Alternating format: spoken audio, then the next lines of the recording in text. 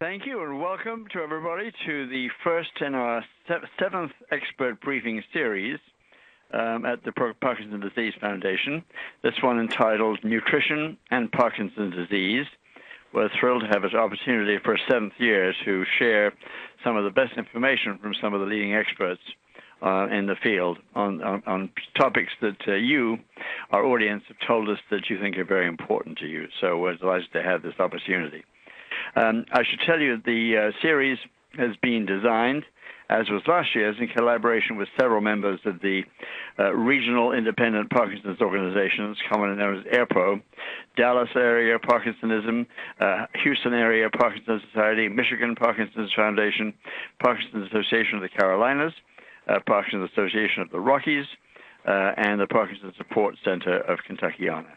We're delighted that they've been able to help us with designing the series.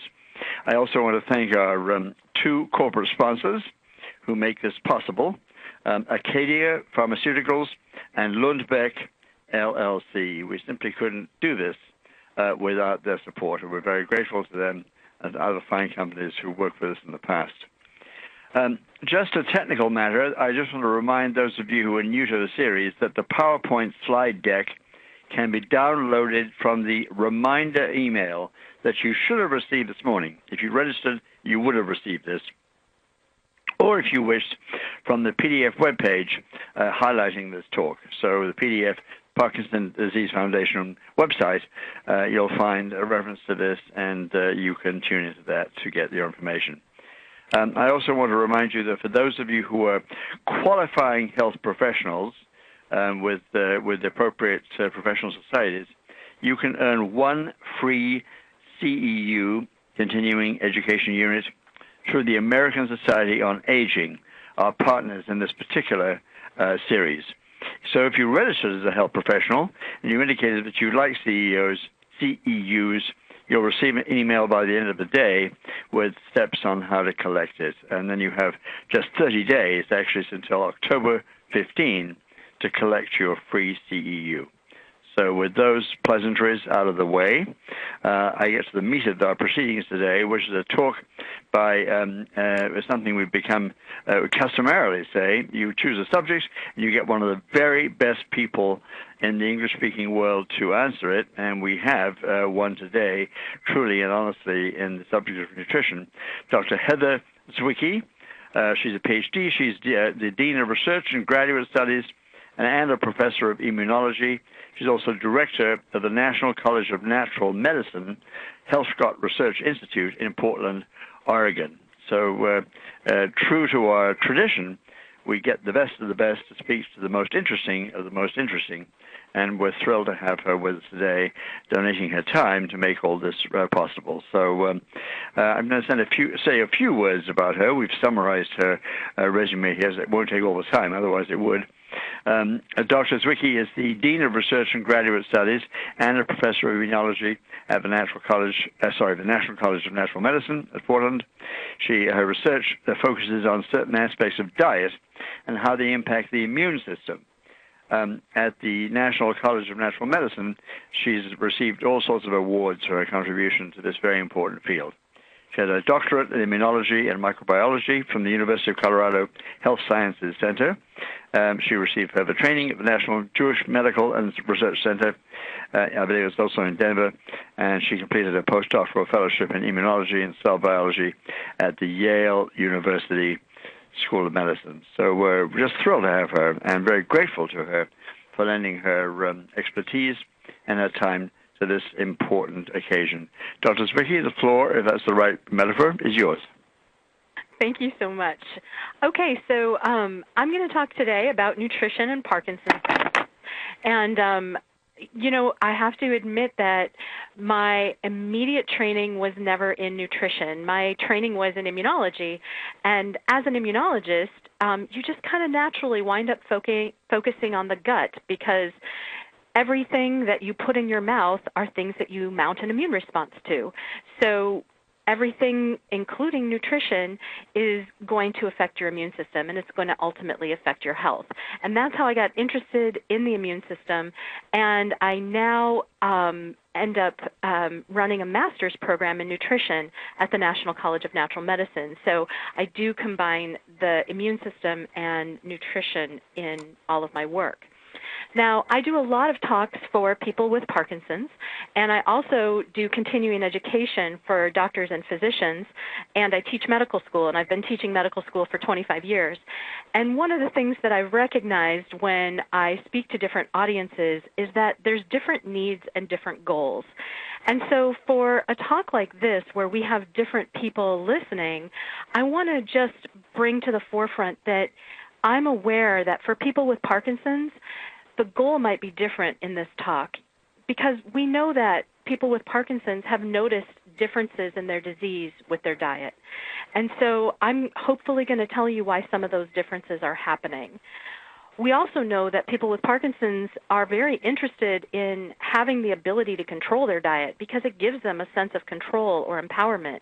So being able to make dietary changes and have an effect on your health is something that is positive for someone who has Parkinson's disease. And we also know that if you're going to make a dietary change, you have to balance things like flavor, cost, convenience, logistics. Are you eating with a family? Are you eating out? All of those various things with any dietary change that you're going to make. It's not easy to make changes to your diet. So if it's something you're considering, do it one step at a time. Now, in contrast, for physicians and care providers, when they start thinking about nutrition having an effect on Parkinson's, their big concern is, well, is there any evidence for that? How effective is it going to be? And they worry about interactions with medications, and certainly patients are going to worry about that as well, but physicians tend to worry about that more. I also recognize, having taught medical school at University of Colorado, Yale University, Oregon Health and Science University, and now NCNM, that the vast majority of physicians actually have very little education in nutrition. When I taught at Yale, it was about 4 hours, and OHSU is the same, 4 hours of nutrition for an entire medical degree. And so how much knowledge you have actually contributes to how much confidence you have in making recommendations. So I'm hoping that some of this lecture will help people feel a little bit more confident about the sorts of recommendations that are positive and that can be made for people with Parkinson's. So let's go ahead and get started, and let's talk about our plan for today. And our initial plan is to start with a strategy. So anytime we're going to take nutrition and apply it to any sort of medical disorder, we want a strategy for that particular disease or lifestyle or whatever. We're also going to talk a little bit about medications and food. We're going to talk about nutrition for various symptoms, such as constipation and bradykinesia and some of those others. And then we're going to talk about nutrition with weight loss or weight gain, because this is something that people with Parkinson's struggle with. That said, let's start with our strategy. When I think about Parkinson's disease in particular, my strategy is to think about foods that first are neuroprotective. We know that Parkinson's is a disease that has a brain component. We also know there's a gut component, and we know there's an inflammatory component. So the second part of the strategy is to think about having foods that are anti-inflammatory or foods that reduce inflammation. And antioxidants are another form of inflammation that has an effect in your body. So I think when I think strategy, I think these three main things. First of all, neuroprotection, then anti-inflammatory, then antioxidant, and then finally, we know that serum urate can be protective in people with Parkinson's, especially in men. And so thinking about foods that are going to increase serum urate is another strategy I would have for Parkinson's. So that being said, let's start with neuroprotective foods. And the primary thing when I think neuroprotection, I think nuts. Nuts are probably the best studied food for neuroprotection. There are also herbs that are known to have an effect on the brain, and we'll talk about those too. But let's go ahead and start with our nuts. So how do nuts affect the brain, and which nuts affect the brain? Well, virtually all nuts have an effect on the brain, but if I'm going to start with the top achiever, it's probably going to be the walnut. Why do walnuts have an effect on the brain? Well, I've created this little chart for you so you can know why walnuts are going to have an effect on the brain. Walnuts have an essential fatty acid in them called an omega-3. And omega-3s are the same fats that you find in things like fish and fish oil. And those fats have been shown to be positive for brain health. In addition, walnuts have copper and zinc. They have a variety of other minerals in them as well. But all of these things combine together in a walnut, and walnuts have been shown to decrease dementia. So as you think about how Parkinson's progresses and how people with Parkinson's often develop dementia, walnuts may help ward off dementia. Now, when I say eat walnuts, I'm not talking about going out and buying a truckload of walnuts. I'm talking about eating a few walnuts every day, not even 20. I'm talking about 5 to 10 walnuts a day. Walnuts are high in calories, as are most nuts. And I want you to treat the foods that we're talking about as food. These are things that you can put into your diet and that you can eat normally in your diet. Don't try to megadose them. That's not what we're talking about. We're talking about how do you change your nutrition and your diet. When you start to megadose something like a nut or an herb, it changes how your body responds to it physiologically. So we're talking about an average dose of walnuts, 5 to 10 walnuts, a handful. Then let's move on to pistachios. Pistachios are also good for the brain. They improve mood and they increase neurogenesis. So when we think about how connections in the brain are being lost, pistachios are really good for help reestablishing those connections. And the minerals that are in pistachios that are good for mood is actually lithium. I'm from Oregon, and in Oregon there are actually lithium hot springs. And we joke in Oregon about people in Ashland how happy they are all the time because there's lithium in their water and they're drinking it. So they're just the happiest people on the planet. And that's what you can think of with lithium is it improves mood.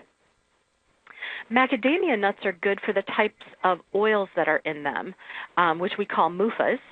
And what those oils do is help increase the production of neurotransmitters. So again, macadamia nuts high in calories, almost 20 calories per nut, and they're not that big. So unless you're underweight, you don't want to overeat your macadamia nuts, but having 3 or 5 macadamia nuts a day is good for you. Cashews have iron, zinc, and magnesium, and this is going to increase serotonin. Serotonin is a neurotransmitter that your brain makes to help make you happy. So that's going to be another thing that's going to help with mood, especially if you're experiencing depression as part of your disease state. Having cashews and pistachios will help with the mood disorder. Cashews have also been shown to reduce memory loss. Not in people with Parkinson's, actually in healthy aging. But if it works in healthy aging, why not try it for people with Parkinson's? It can't hurt, and it might help. For almonds probably have the least effect on brain health, but they have fiber, and the fiber has a good effect on gut health. And so if you think about almonds are going to help with regulating your fuel supply so you're not feeling hungry. And that fiber also helps with constipation. So if you're struggling with constipation, almonds might be helpful with moving things through your system. And finally, Brazil nuts. Brazil nuts have a mineral in them called selenium. And selenium actually counteracts neurotoxicity. What would be a neurotoxin? Well, one of the things that we think about with Parkinson's and has been getting some press are things like environmental toxins, like pesticides and herbicides.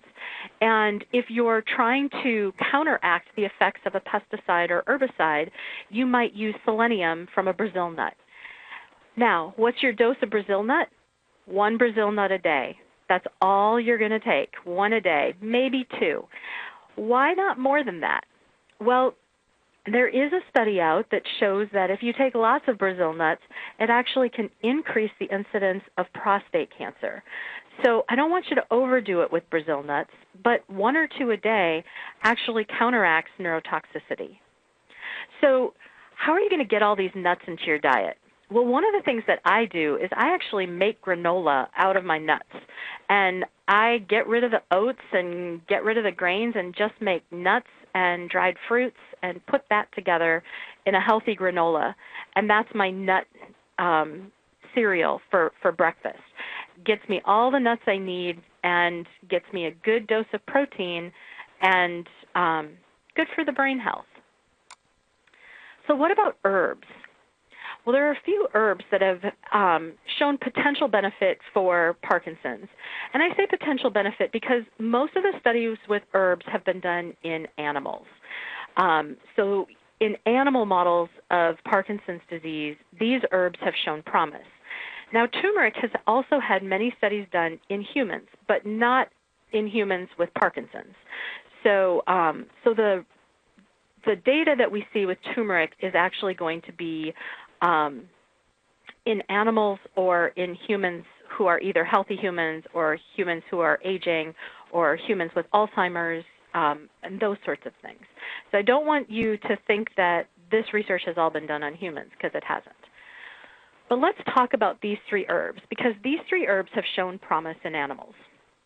So turmeric is the first herb, and for those of you who haven't seen turmeric before, it's a root, and if you've ever had Indian food, it's that root that turns Indian food orange.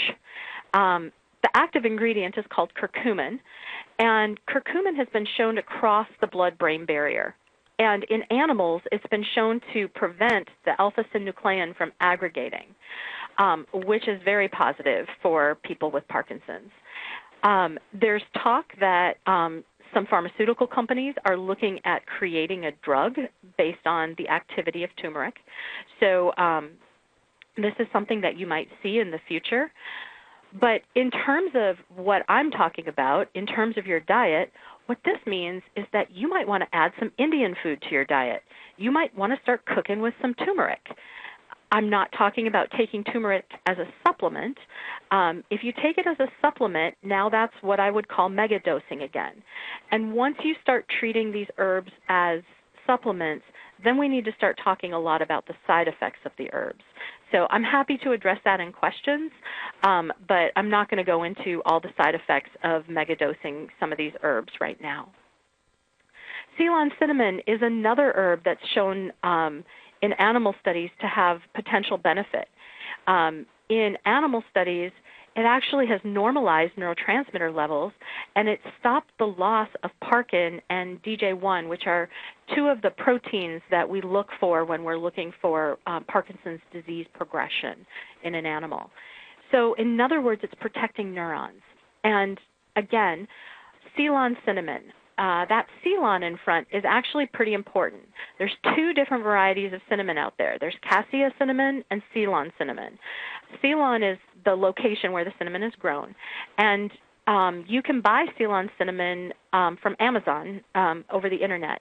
The cassia cinnamon tends to have more contaminants in it. And especially if people are having trouble removing contaminants from their body, you would really want to focus on the Ceylon cinnamon, the cinnamon bark. And again, I'm talking about adding it to your food. If you're making your nut granola, make the granola with cinnamon in it. It can't hurt, and it might help. What about rosemary?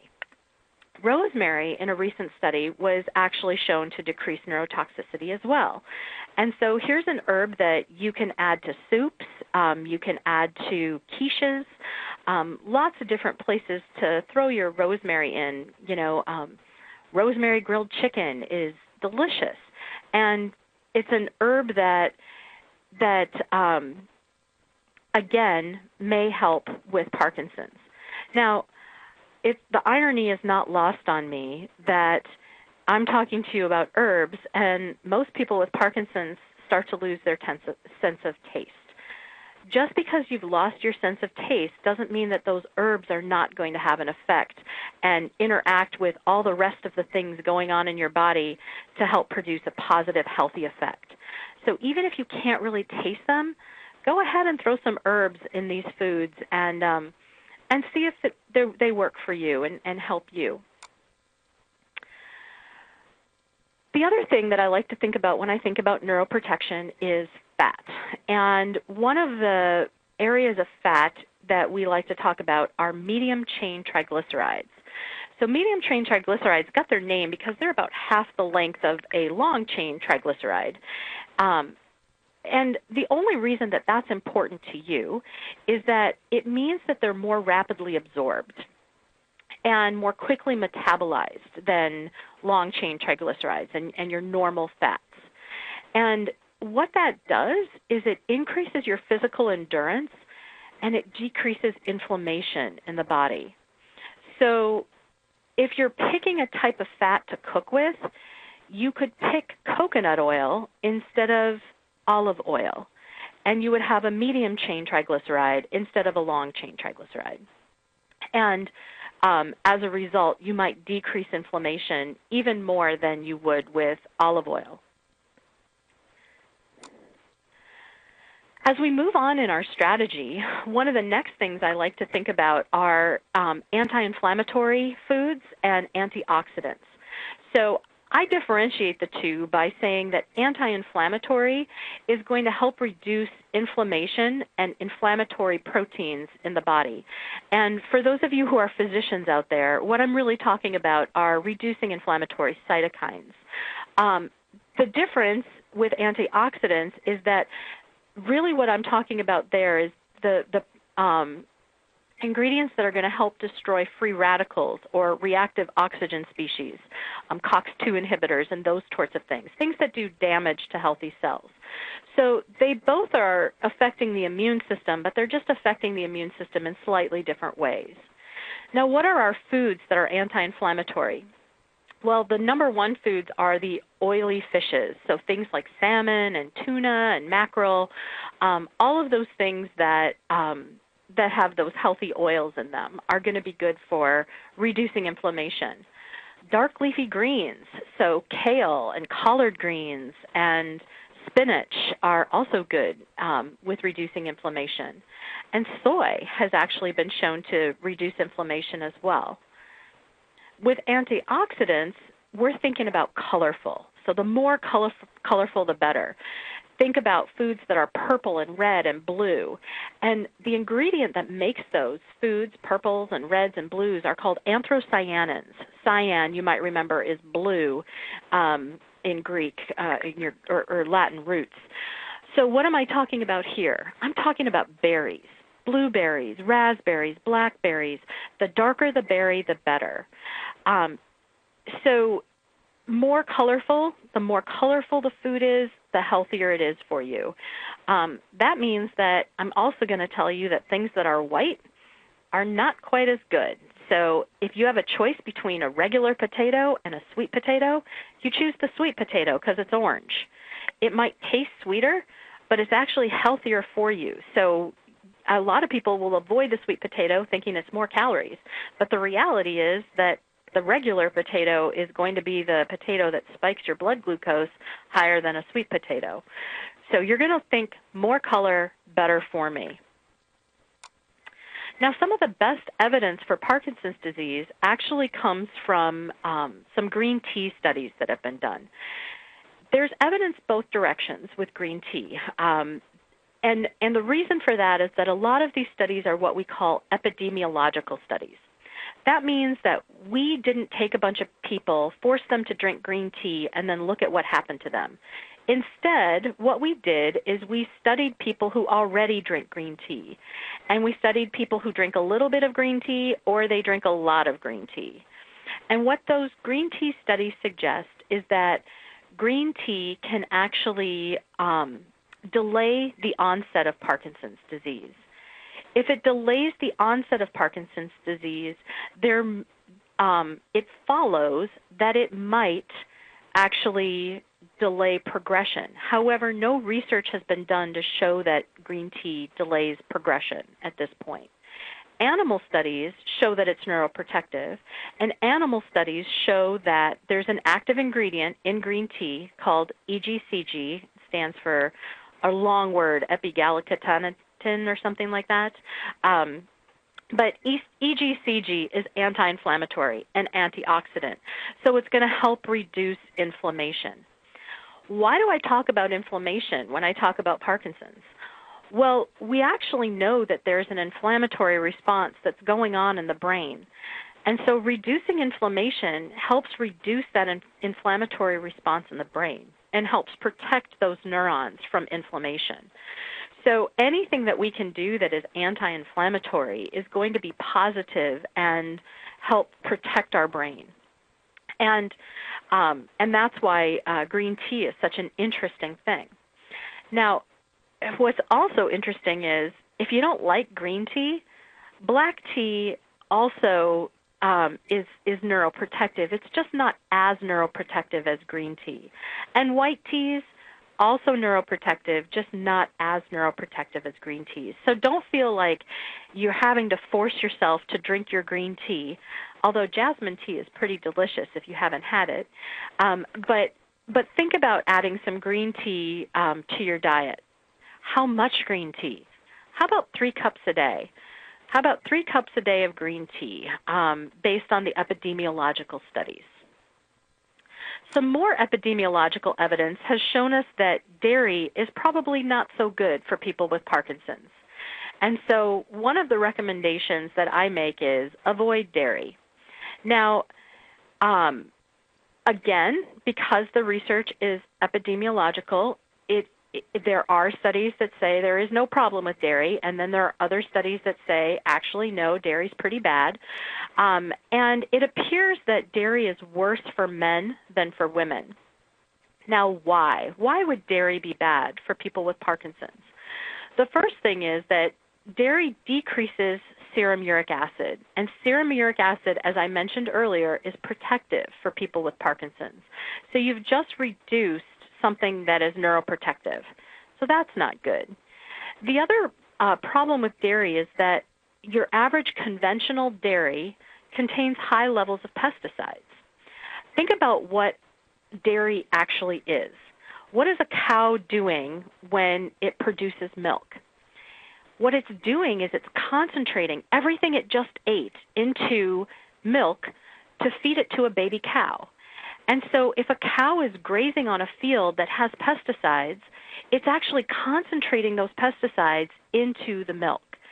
So if you're not drinking organic milk, you may have issues with exposing yourself to pesticides without even knowing it. So if you are going to have dairy, make an effort to make it organic so that you aren't exposing yourself to those chemicals. And when I say avoid dairy, an ice cream cone isn't going to kill you.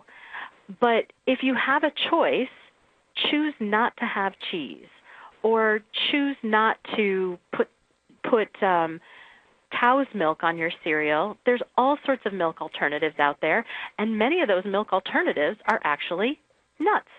So use cashew milk, use soy milk. Use something that is going to be neurologically protective instead of something that may actually be harmful. Every time we open our mouth, we're making a choice of what we're going to put inside. And I believe in moderation, but I also think that when I'm making those choices, I'm going to try to make the best choices for fuel for my body because it's the only one I've got. So what does this mean? Like, how do we actually summarize this, and where does the rubber hit the road here?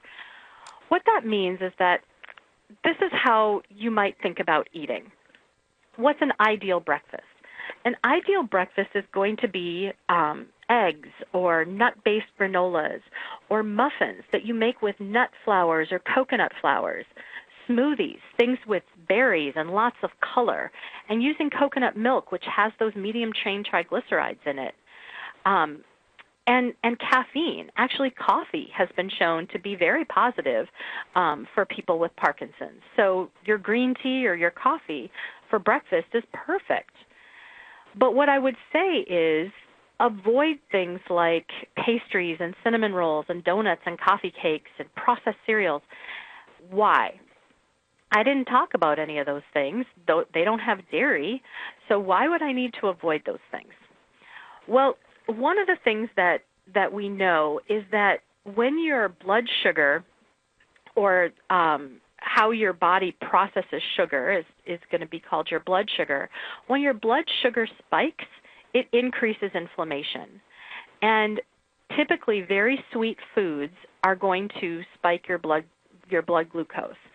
So we're going to try to reduce the amount of sweet foods that you get and instead have foods that have more fat and more protein and are slightly lower in carbohydrate.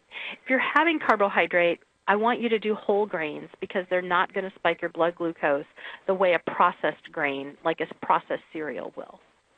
You notice I also eliminated yogurt here. And I eliminated yogurt because it's dairy. And a lot of people forget that yogurt is dairy. But I'm going to do my best to remind you as we go throughout which foods contain which of our active ingredients. What about our ideal lunch and dinner? For lunch and dinner, I'm really thinking about meats and vegetables. You get your protein, your fiber, your complex carbohydrates in your meats and your vegetables. So, chicken and steak and fish and all those things, fine. Go ahead and eat those. Have sushi. Have salad with a protein. Have curry because there's your turmeric and rice. Have nuts and fruit. But avoid those simple carbs because, again, those simple carbs are going to spike your blood glucose. Avoid cheese. So there goes your pizza. And I apologize. I hate to be the bad guy and tell you that, pizza's off the list. And I've had plenty of people tell me that they're not going to give up pizza, and that's fine. But pizza, you've got your dairy, and you've usually got your simple carbs. So you're going to spike your blood glucose, and you're going to reduce your serum urate. And so probably not the best food for someone with Parkinson's to eat. One of the other things that I suggest you avoid is high fructose corn syrup. The reason I suggest avoiding high fructose corn syrup is a study that came out from the EPA back in 2009 that showed that that the companies that were producing high fructose corn syrup were actually losing a great deal of mercury, which is used in the production of the corn syrup. And they started studying how much mercury was actually being lost, and it turned out that these plants were losing 8 to 9 million tons per year. So where's that mercury going? Well, as you can imagine, it's going straight into the food supply. And so foods that have high fructose corn syrup in them are often contaminated with mercury. And when the EPA did the research, they actually went into the grocery store and started studying these foods and testing them. And a lot of the foods that you can imagine have high fructose corn syrup in them tested positive, like sodas, for example.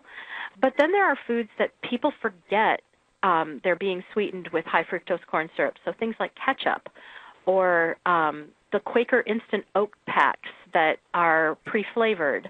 At that point, Yoplait yogurt was using high fructose corn syrup. When they discovered that there was mercury in their product, they went back to using sugar, and they now advertise that they're using sugar.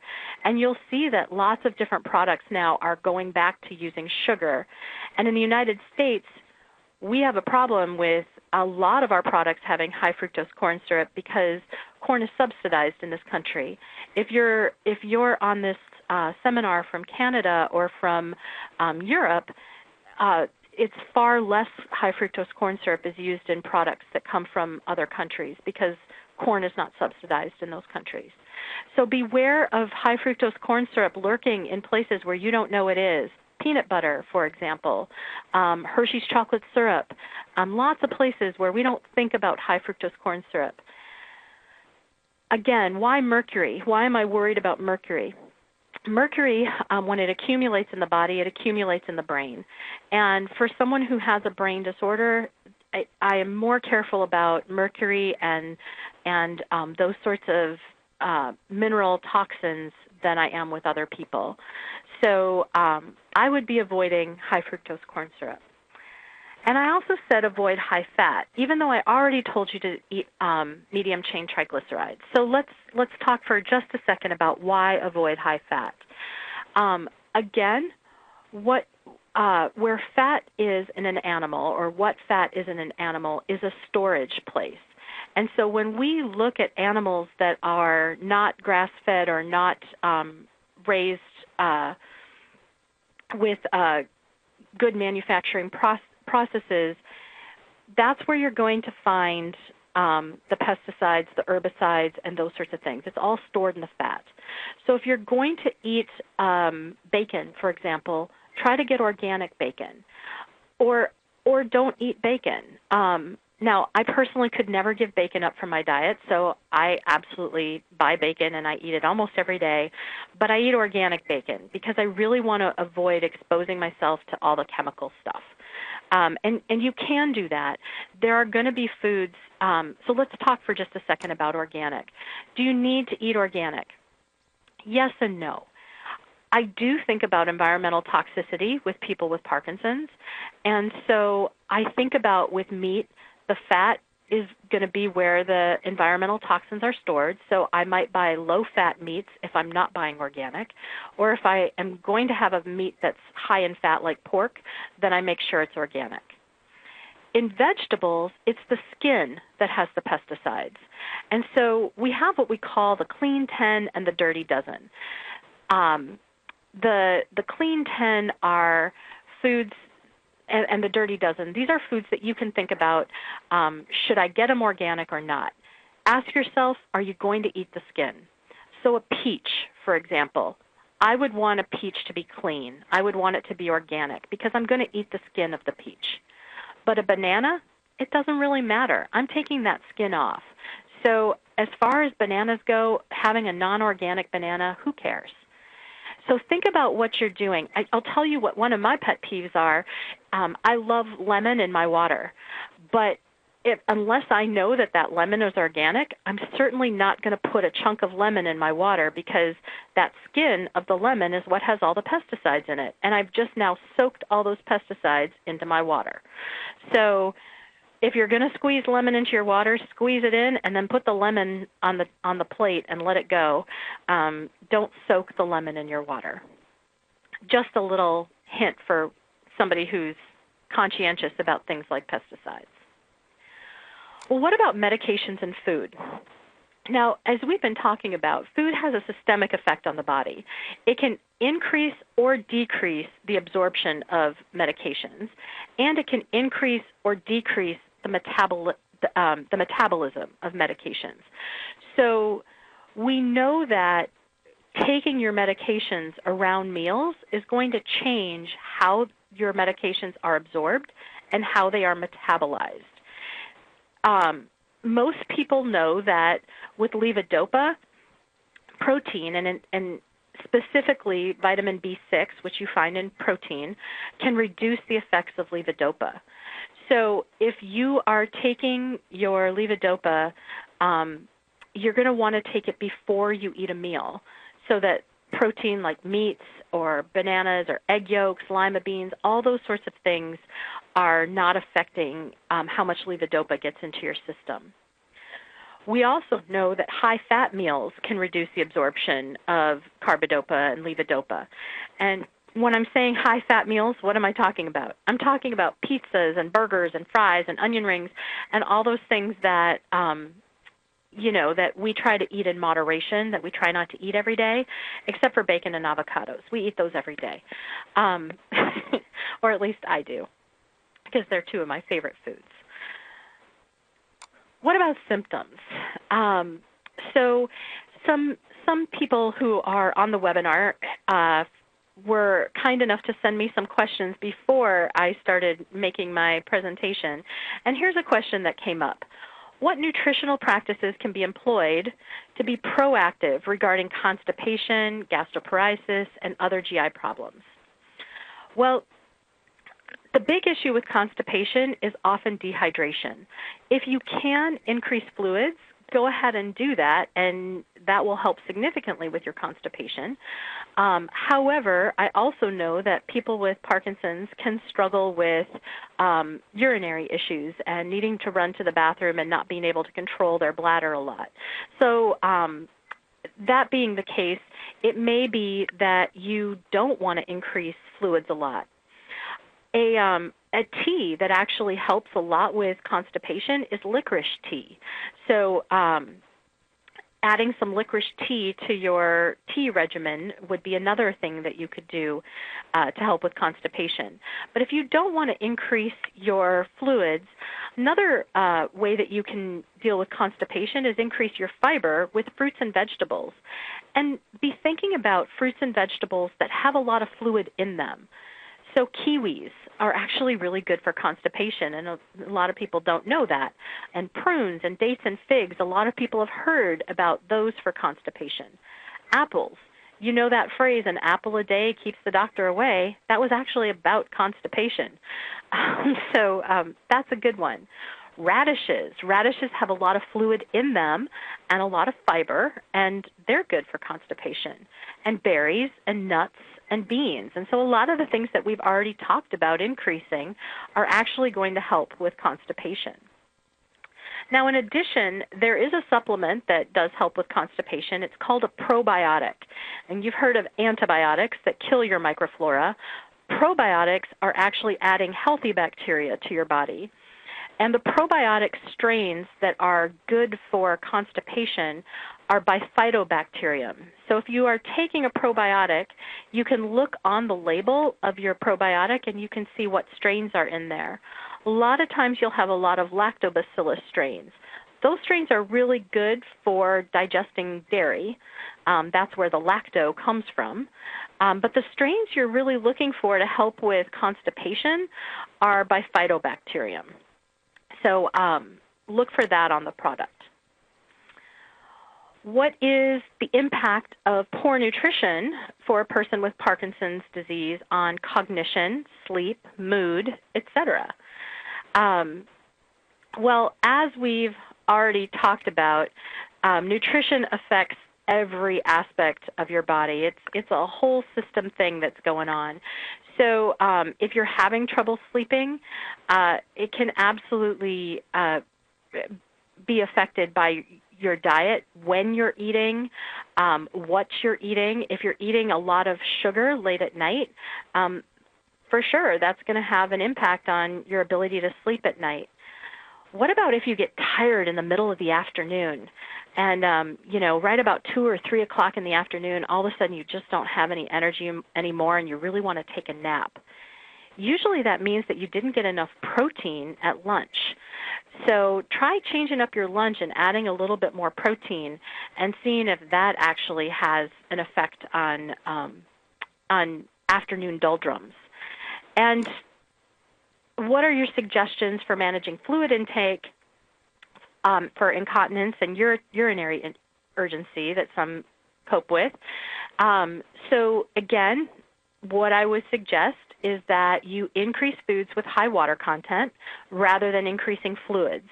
So think about tomatoes and cucumbers and radishes and celery and broccoli and grapefruit. And if you increase those types of food,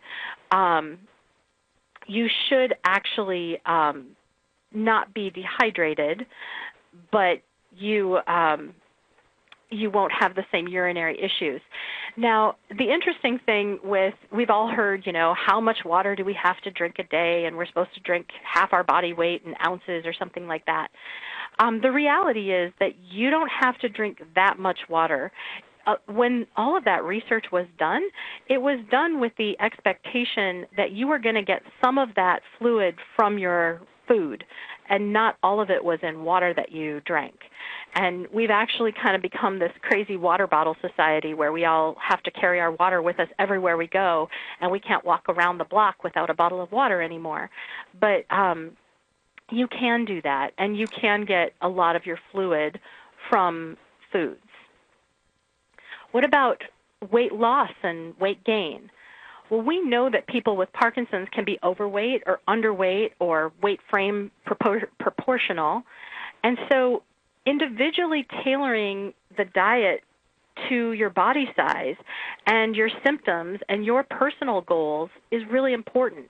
And that's where I would actually suggest that you get some nutritional counseling. There are people out there who know how to help you tailor a diet and help you figure out how to cook those things that might help you put on a little bit of weight if you're underweight, or help you take some weight off if you're overweight. But, you know, if you're underweight, have 2 handfuls of nuts. And if you're overweight, cut it in half. A lot of those issues can be helped with nutritional counseling. So what tips can be employed to nutritionally manage weight loss issues? Well, obviously increase calories, and nuts are a great way to increase calories, but also increase those healthy fats. Coconut and avocado are really good at helping you increase number of calories. There are foods, you know, when you lose that desire to eat, there actually are foods, this comes from the Chinese medicine literature, that promote appetite. And so bitter greens, like collard greens and beet greens and those sorts of things, dandelion greens, those actually make you hungry. And hot, spicy foods actually promote the desire to eat. So if you've lost your appetite, adding hot, spicy, and it's doing it physiologically even if you can't taste it so much, it's actually triggering some proteins in your body that are in balance with each other, called leptin and ghrelin, to make you want to eat. And then exercise increases appetite and it increases muscle mass. So always promoting exercise as another thing to do with diet. Anytime we talk about diet, we want to pair it with exercise. So in summary, what I would say for people with Parkinson's is increase nuts and tea and berries and fatty fish and those dark leafy greens and coconut. And decrease dairy, fried foods, high fructose corn syrup, animal fat that isn't organic, and then cook with herbs. And that would be a nutrition strategy that might help with people with Parkinson's. Now, I say this, and I also recognize that everybody is individual, and we know that some people with Parkinson's do really well on a plant-based diet. So they become vegetarian and do very well. And other people with Parkinson's don't. And some people with Parkinson's do very well on what's called a ketogenic diet, which is a very high-fat diet, and other people don't. One of the things that you're going to have to do is experiment with your body and your body type and see what works for you. So this is a place to start, and I hope that it has been helpful. And I'd like to thank the Parkinson's Disease Foundation and Eli Pollard for the invitation to speak. And I'm, of course, paid through grants through the National Institutes of Health and the National College of Natural Medicine. So thanks for your time, and I'll entertain questions now.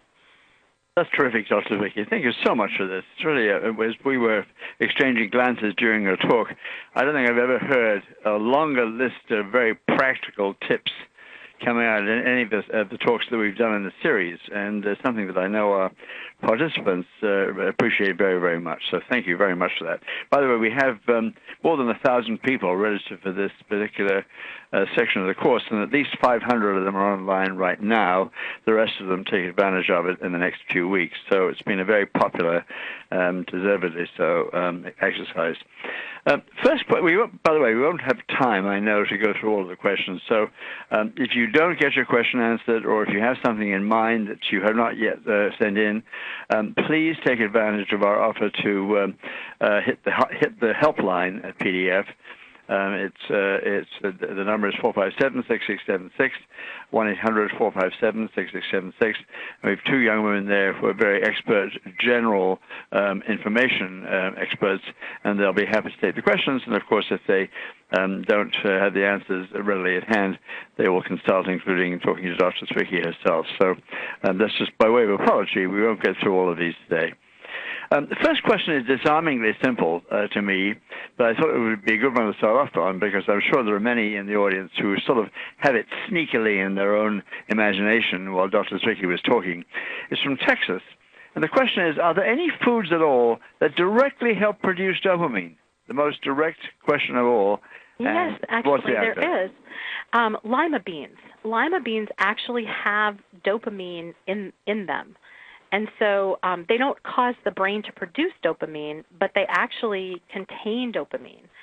So if you're taking levodopa and you start eating lima beans, you may actually have to adjust your levels of levodopa. But yes, there are foods that have dopamine in them. That's the only one I know of, by the way. Thank you. And are there, a question from Pennsylvania, are there any specific foods to avoid that are documented as, ipso facto, they're documented as being bad for someone with Parkinson's? Anything in your many lists that you would say, don't touch this? Well, I mean, I would just go back to those three that we talked about before, which is the high fructose corn syrup, the dairy, and animal fat that isn't organic. But is there anything to be really, really strict about? No. I mean, we don't know anything. There's been no clinical trials or epidemiological studies saying if you eat this, it's going to kill a Parkinson's patient or it's going to destroy your brain. We just don't know yet. We're not at that level. But these are the things that we have the best evidence for in terms of what may increase progression. That's great. Thank you. The question from Arkansas concerning fatigue. You mentioned, Dr. Zwickey, towards the end of your talk that at lunch it's good to have protein. I believe you said may make you less sleepy in the afternoon. Is there anything more general you'd say about fatigue? This is a person who is anxious to know whether there's anything she could do in her diet to reduce this continuing challenge that she has. Yeah, so that's actually a very good question, and that's one of those places where the medium-chain triglycerides come in, where coconut oil, avocado oil, macadamia nut oil, using those oils on your salads or cooking with them, those medium-chain triglycerides are really good at helping combat fatigue. In fact, athletes use them for helping combat fatigue because they are so quickly metabolized and they do help your physical endurance. I think our temptation when we start to feel fatigued is to reach for sugar. So, you know, we go to Starbucks and we get our caffeine and our sugar fix. And the reality is that that's going to give you a brief burst of energy, which may last an hour or maybe two, and then your energy is gone again. Where these oils actually will be metabolized over time and actually reduce overall fatigue over time. Very good explanation. Here's a question about nuts. I personally found that a fascinating part of your talk, talking about each particular variety of nuts and the various nutritional components within them. This is a general question about nuts, and it has to do with whether the studies that you cite in the nut category are exclusively in animal studies, or are some of them in human studies, not all? How much is animals and how much is humans when it comes to assessing the nutritional value of nuts? So good question. The vast majority of research on nuts that I have looked at is in humans, but the vast majority is not in people with Parkinson's. It's in humans and mild cognitive disorder. So a lot of research has focused recently on aging and the memory loss that we get with aging, and a lot of the nut research has actually looked at humans as they're trying to ward off dementia. So we don't know how to study dementia in a mouse. So we actually study dementia in humans. The other thing that I would say is, I did animal research in my PhD work, and now I do exclusively clinical trials. And the value that we get from animal research is great, but let's be honest, a mouse is not a human, and a mouse lives 2 years, not, 70 or 80. And a mouse has very different microflora in its gut than a human does. And so when we're feeding a mouse a nut, it's going to digest it differently, and it's going to use it differently. So I don't know that I would actually trust a nut study done in a mouse. Very good. Thank you very much. I have a couple more questions about nuts, so I think I'll combine these, if I may. Sure. Here's one which I think you half answered, maybe more than half. A person who, from the state of Washington, who once is obviously was impressed by the evidence on nuts that you gave us, but wants to know whether what form these nuts can be consumed in. For example, this person apparently has a swallowing problem and wants to know about alternatives. Now, you did mention this very appetizing sounding concoction that you have yourself, which I also want to get you, because about a dozen people want to know what the recipe for this. So I'm happy to share the recipe for my Is that the alternative, that people should find a way to grind and mix, whether they use your concoction or not? Is that the answer to the person with swallowing problems? It is. The reality is, when I make my granola, I do it in a Cuisinart or a food processor, and so I grind the nuts down to something that is more easily swallowable. But you can also make nut butters. If you go into a health food store, they'll let you feed any nut through one of their grinding machines and turn it into a nut butter. So I have cashew butter at home and pistachio butter at home and those sorts of things as well. So you can turn the nut into as smooth and fine as you want it. Usually when you do that, of course, the oil is going to separate out of the nut, and our temptation is to toss away the oil. Don't do that. The oils actually are part of the healthy part of the nut, and they're going to contain a lot of those minerals. So don't lose the oil if you grind it down into a nut butter. Thank you very much. That's excellent advice. Two health professionals, dangerous people who join these seminars occasionally, actually tell us they're health professionals. One of them is a scientist from New Jersey, and he wants to know what about the question of rice, which I don't think you mentioned in your I didn't. He notes that rice has a above average or maybe even high level of arsenic often, and is this something that should be a caution to people with Parkinson's? Yeah, so there is some interesting research that's come out on rice over the last 5 to 10 years showing that actually brown rice has dangerously high levels of arsenic in it, and white rice actually has less arsenic in it than brown rice. So whereas you might think that you would want to eat brown rice because it's less processed and therefore more fiber, actually, if you're going to eat rice at this point, I recommend white rice. Or there are types of rices out there that are called forbidden rices, which are red rice and purple rice. And there's actually there's wild rice. I grew up in Minnesota where wild rice is very common. So going for those types of rice, you're not going to get as much arsenic. But it is true that brown rice was shown to have arsenic in it. And so I actually don't promote rice. I promote quinoa, which is spelled kind of funny for people who aren't in the health food industry. It's the Quinoa grain, and quinoa comes out of Peru, and it's a grain that has protein in it, and it could substitute for rice or use couscous instead of rice so that you don't deal with the arsenic factor. Wonderful. I just want to intervene. We're actually close to the end, but I want to put in a little pitch here for the online survey, if I may, that we ask all our people to look at.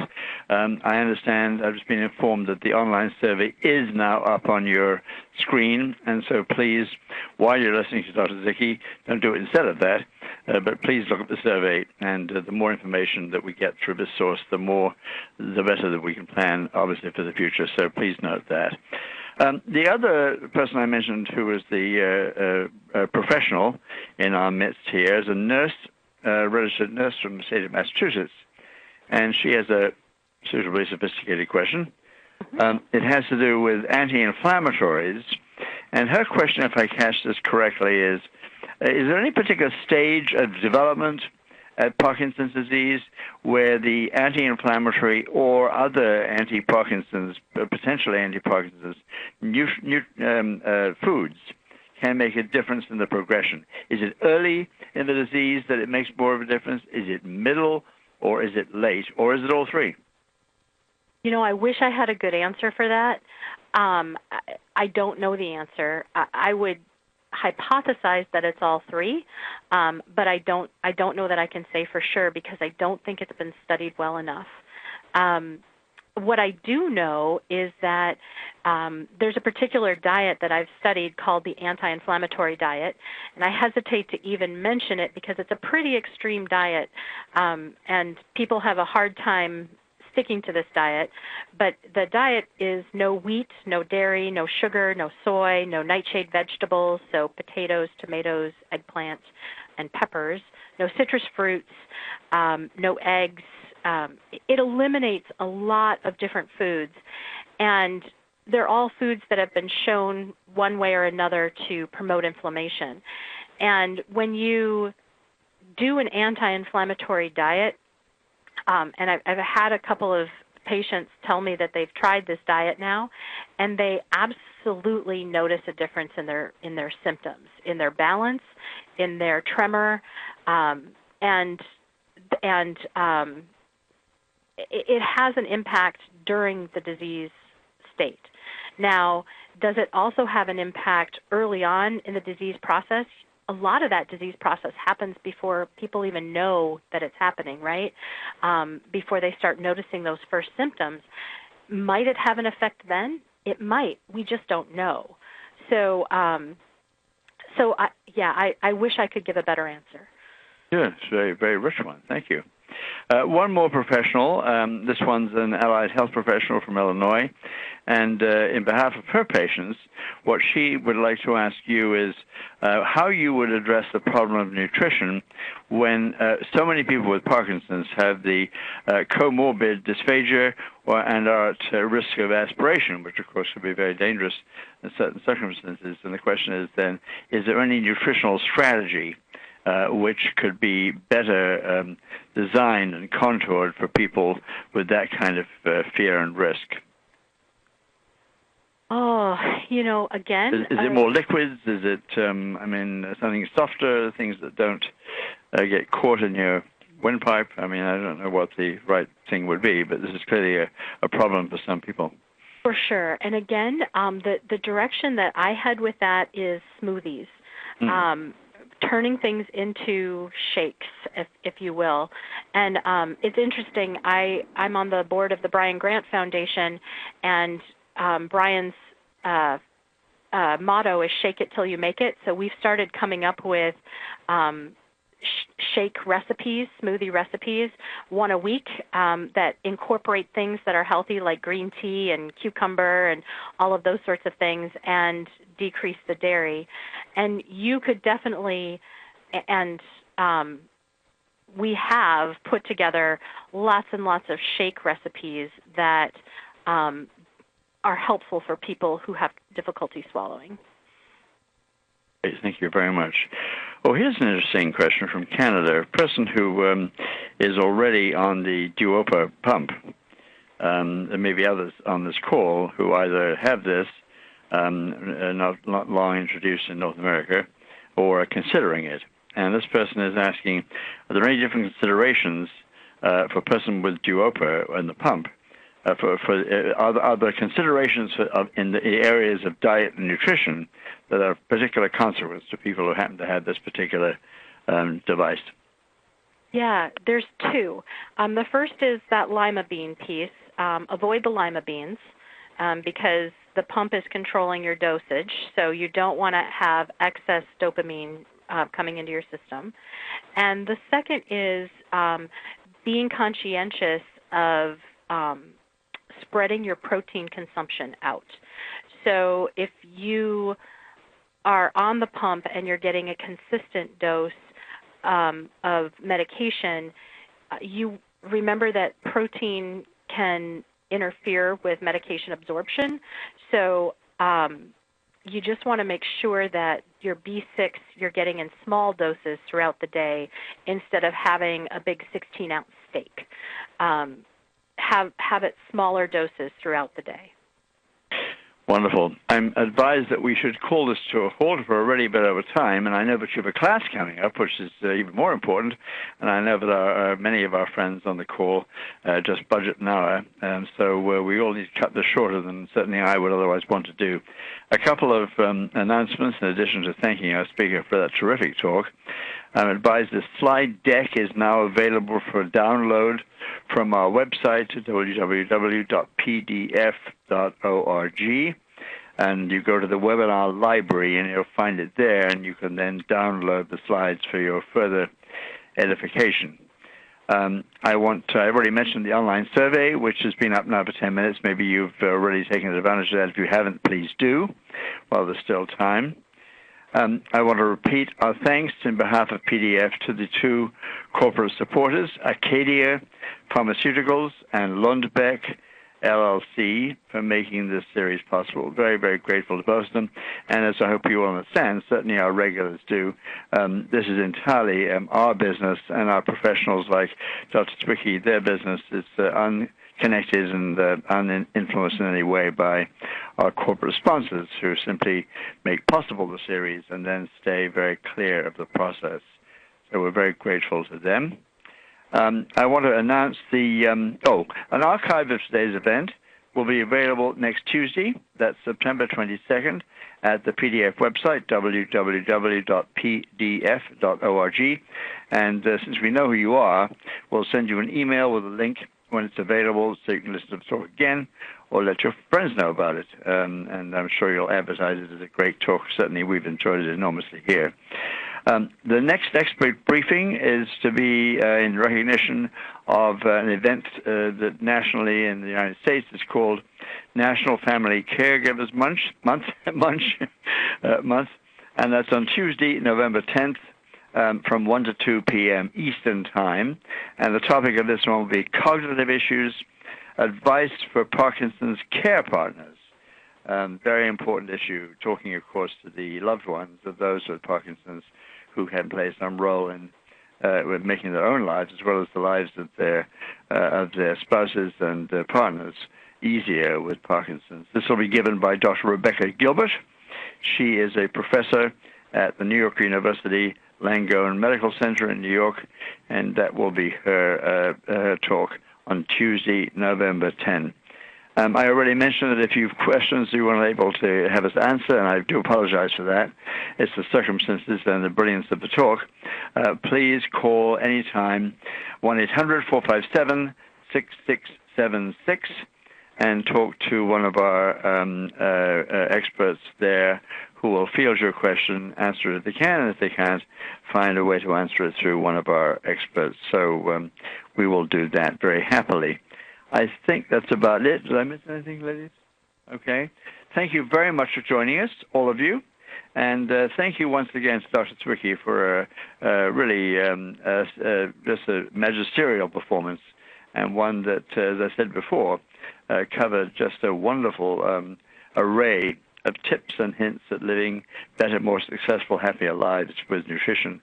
And you did a great job. We're very grateful to you, and we thank you as we thank all of the many hundreds of people who joined us for this occasion today. Enjoy the rest of your late summer in the Northern Hemisphere, and thank you again, Dr. Zwickey. Thank you. Bye-bye.